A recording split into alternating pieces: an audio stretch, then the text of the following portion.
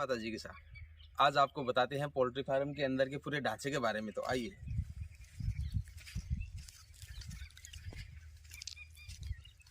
और इस poultry farm में आप देख रहे हो लोहे के पाइप से कैंची नुमा बना के ऊपर टीन से डाली हुई है।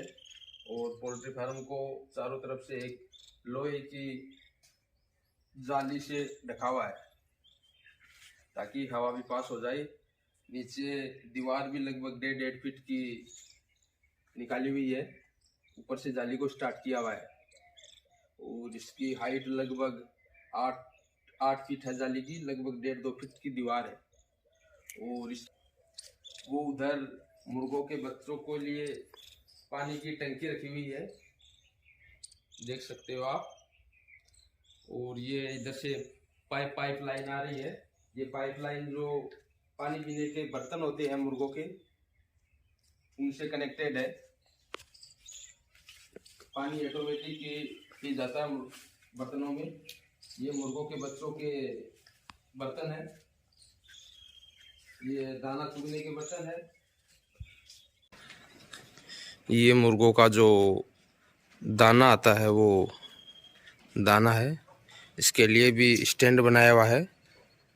फार्म के अंदर ही स्टैंड बना दिया ताकि जो मुर्गों को दाना डाले उसमें बाहर से दाना लाने में परेशानी नहीं हो। इसके लिए अंदर ही एक लोहे के पाइप से ढांचा तैयार करके उसके ऊपर रख दिया है। आइए आपको दिखाते हैं अंदर मुर्गों के छोटे छोटे बच्चे आए हुए हैं। ये लगभग 15 दिन के बच्चे हुए हैं अभी।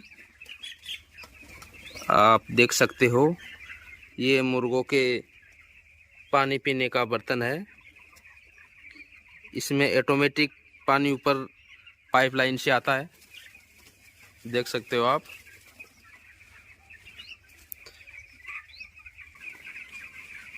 इनको जो जाली लगी हुई है उनका दोनों साइड से अभी तिरपाल हटाया हुआ है। गर्मी का मौसम चल रहा है, इस वजह से इनको गर्मी ज़्यादा ना लगे, इस वजह से तिरपाल हटा दिया है चारों तरफ से। और ये मुर्गों के दाना चुगने का बर्तन है, आप देख सकते हो आराम से। आइए। और ये जो मुर्गों के लिए लगभग 10-10, 15-15 फीट के ये लाइट की व्यवस्था की हुई है।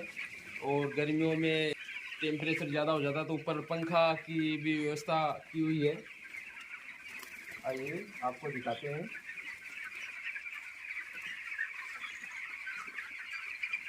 ये जो जितने भी बच्चे होते हैं वो एक जगह एकत्रित नहीं हो, इसलिए उनको छोटे छोटे पोर्शन में रखा जाता है। बाकी हम आगे की पूरी जानकारी कंपनी से बच्चे कैसे मिलते हैं, मुर्गी फार्म बनाने में कितना खर्चा होता है, इस पर एक वीडियो बना के जल्दी आपको उपलब्ध कराएंगे। जय माता जी।